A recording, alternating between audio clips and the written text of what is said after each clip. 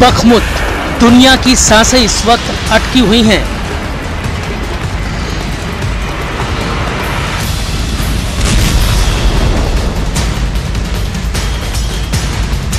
Bakhmut Ukraine के अंदर जंग का वो मैदान है जिसको जीतने के लिए जेलेंस्की ने पूरी दुनिया से टैंकों की भीख मांगी है।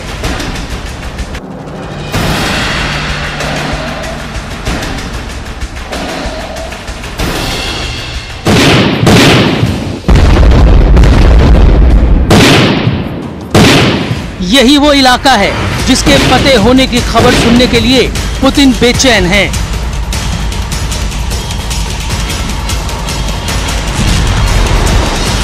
यूक्रेन का यही वो शहर है जिसको पुतिन दुनिया में एक बहुत बड़ी विजय के तौर पर पेश करना चाहते हैं।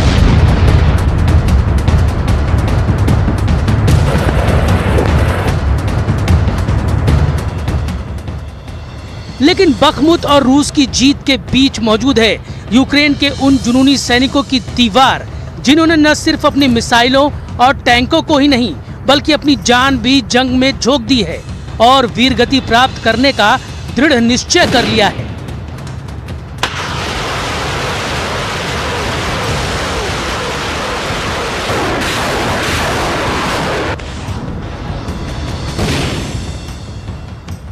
जेलेंस्की पर बहुत भारी दबाव है क्योंकि बखमुत अगर यूक्रेन के हाथ से निकल गया तो अमेरिका से लेकर यूरोप तक पुतिन के दुश्मनों की हिम्मत टूट जाएगी। आखिर क्या है बखमुत शहर की स्ट्रेटेजिक इंपॉर्टेंस और क्यों पुतिन की सेना, वैगनर ग्रुप और डोनेत्स्क के विद्रोही लड़ाकों ने 220 दिनों से बखमुत को खून से लाल कर रखा है, सब कुछ आपको बताएंगे। साथ ही बात करेंगे पुतिन के उस नए प्लान की जिसके मुताबिक वो सर्दी खत्म होने से पहले ही यूक्रेन की आर्मी को अपने हैवीवेट आर्मी पावर से बुलडोज कर देना चाहते हैं। लेकिन सबसे पहले बात होगी बखमुत की। बखमुत इस वक्त रूस के खूंखार वैगनर ग्रुप के क्रूर लड़ाकों के डर से दहल रहा है। यकीन करना मुश्किल नहीं है अगर आप इन तस्वीरों को देखेंगे जो पूरी दुनिया में सोशल मीडिया पर ट्रेंड कर रही हैं। दावा किया जा रहा है कि रूस के वैगनर लड़ाकों ने सीक्रेट लोकेशंस पर छुपे यूक्रेन के सैनिकों को मशीन गन से फायरिंग कर छलनी कर दिया है।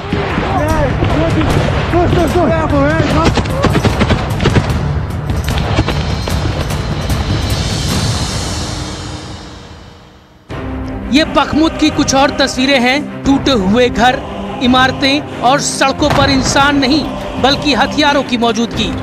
बखमुत के बेहद खतरनाक बैटल ग्राउंड में लाशें गिर रही हैं। ये यूक्रेन का दूसरा मारियुपोल साबित होने जा रहा है। यूक्रेन के तबाह हुए शहर मारियुपोल से एक वीडियो डॉक्यूमेंट्री शूट की गई है और इसकी तस्वीरों में तबाह और बर्बाद मारियुपोल का दर्द साफ दिखाई दे रहा है। कैसे मासूम बच्चों और महिलाओं को अपने घरों से बेघर होना पड़ रहा है। ये तस्वीरें भी पूरी दुनिया देखकर दहशत में है।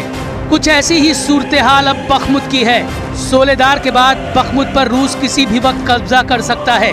बखमुत पर रूस की सेनाओं ने दबाव बना रखा है लेकिन यूक्रेन ने अभी हार नहीं मानी है। अब बखमुत पर रूस का फाइनल अटैक करने की तैयारी है, ठीक वैसे ही जैसे सोलेदार में 24 घंटे के अंदर ही 91 बार पुतिन की आर्मी ने जमीन, आकाश और समंदर से भयंकर हमले किए थे। रूस ने यूक्रेन के सैनिकों को बखमुत के बाहरी इलाकों में घेरना शुरू कर दिया है और इस वक्त आमने सामने की गन बैटल चल रही है। साथ ही रूस अपने फौलादी टैंकों के साथ आगे बढ़ रहा है और दूसरी तरफ जेलेंस्की के पास टैंक ही नहीं है, वो दुनिया से टैंकों की भीख मांग रहे हैं। बखमुत पर दबाव बनाने के लिए रूस एक और दांव आजमा रहा है।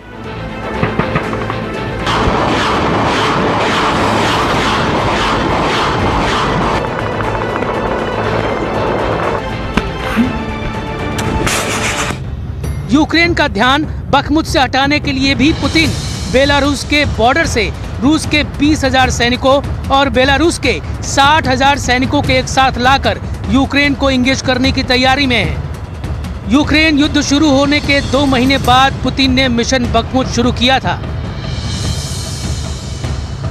रूस ने बखमुत पर हमला मई 2022 में शुरू किया था। लेकिन यहाँ रूस का सबसे बड़ा अटैक 1 अगस्त को हुआ। बखमुत में रूस के हमले का नेतृत्व खूंखार वैगनर ग्रुप कर रहा है। डोनेट्स्क और लुहांस्क की अलगाववादी राज्यों की सेनाएं भी वैगनर का सपोर्ट कर रही हैं। रूस ने नए भर्ती किए जवानों को बखमुत की जंग में भेजा है। 9 दिसंबर को ज़ेलेंस्की ने दावा किया था कि रूस ने बखमुत को नष्ट कर दिया है। 16 जनवरी को रूस की आर्मी ने सोलेदार पर कब्जा कर लिया, जो बखमुत के करीब 15 किलोमीटर दूर है। और अब बखमुत में निर्णायक लड़ाई छिड़ गई है। पुतिन का बयान है कि जीत रूस की सेनाओं की ही होगी। Это мужество и героизм наших бойцов в рамках специальной военной операции и на линии фронта. И, конечно, работа оборонно-промышленного комплекса, таких предприятий, как ваше, и таких людей, как вы. रूस के खौफ का आलम ये है कि 70,000 की आबादी वाले बखमुत में अब सिर्फ 2,000 लोग बचे हैं, जो या तो घायल हैं, बूढ़े हैं या जिनके पास भागने का कोई जरिया नहीं है। इसके साथ ही रूस की सेना ने खेरसोन, जापोरिजिया, निप्रोपेट्रोव्स्क और माइकोलाइव ओब्लास्ट में यूक्रेन की सभी सप्लाई लाइंस पर हमले जारी रखे हैं।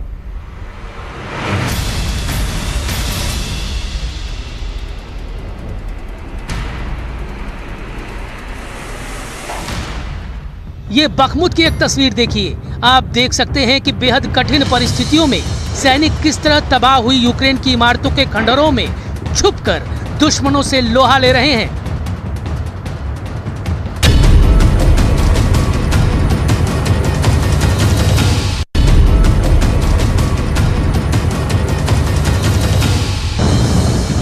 बखमुत रसद सप्लाई का एक प्रमुख केंद्र है। यहाँ पर 2 अहम सड़कें हैं जो कोस्टिन-टिनविका और सिवरेस्क तक जाती हैं।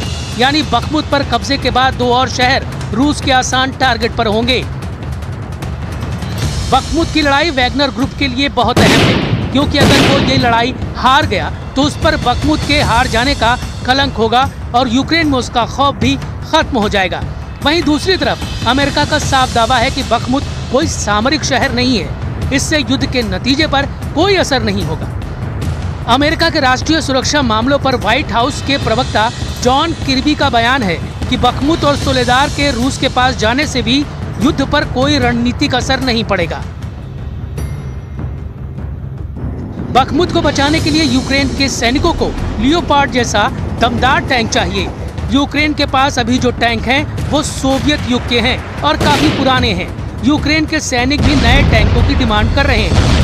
अगर यूक्रेन को नए टैंक नहीं मिले तो यूक्रेन के लिए बखमुत को बचाना बहुत मुश्किल हो जाएगा।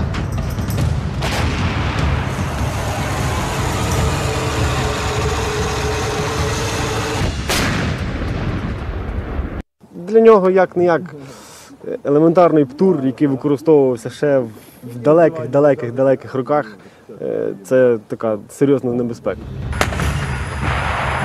बखमुत की जंग लड़ रहे यूक्रेन के इन सैनिकों को लगता है कि अगर उनको लियोपार्ड और चैलेंजर जैसे टैंक मिलेंगे तो उनका हौसला बढ़ेगा।